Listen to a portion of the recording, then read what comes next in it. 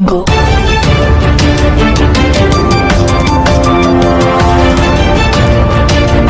बर्तमान बड़ खबर पाणीपाग को नहीं बड़ सूचना नुआ अपडेट तेज पश्चिमांचल प्रभाव में राज्य में आसंता काली पुणी हेब वर्षा एने सतर्क सूचना जारी कला पाणीपाग विभाग जानिबा संपूर्ण अपडेट केउ सब जिला कौन रही डिटेल्स इनफॉरमेशन ता पूर्व वीडियो को लाइक करंतु जदि पारुछंती आपनकर संग साथी मानको वीडियोटी को शेयर करनियंतु जदि फ्रेंड्स आपण माने हमर ई चैनल ले नुआ ही वीडियो देखुछंते पूर्व केबे भी सब्सक्राइब करनाती तबे निहाती चैनल को सब्सक्राइब करे सहित पाखरे आस्तुवा बेल आइकन को बजाय रखतांतु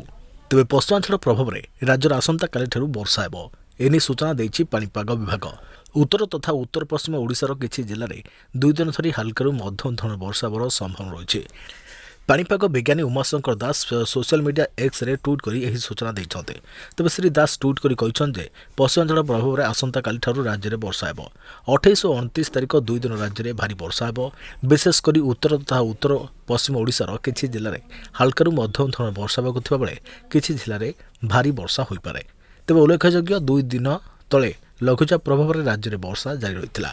हेक्टर हेक्टर चाष जमी जलमग्न होता फल चाषी वर्षकर अमल पानी रे पड़ी नष्ट हो जाता पुणी वर्षा हेबा नहीं सूचना मिलवा पर चिंतार पड़ जाइछन्ते चाषी तेबे वर्षर शेष सप्ताह रे वर्षा संभावना पश्चिम वायु प्रभाव में राज्य में बहु जिला सप्ताहांतरे वर्षा नहीं आकलन करिछि भुवनेश्वर पाणीपाग विभाग विशेषकर उत्तर और उत्तर पश्चिमांचल रे आदि जिले में सामान्यरू मध्यम धरण वर्षा हेबार संभावना रही एने सूचना दैछन्ते पाणीपाग विज्ञानी उमाशंकर दास तेबे तांकर एक्स अकाउंट सूचना मुताबक राज्य में 28 और 29 तारिख में भारी वर्षा हेबार बहु संभावना रही गत सप्ताहांतरे होइथिबा अदिनिया वर्षा राज्यर अधिकांश चाषी मेरुदंड भांगी दैथिबा बेले ठीक अमल समय वर्षा पई धान सब पानी रे बुड़ी जाइछे तेबे अनेकक धान गजा देबा आरंभ कलानी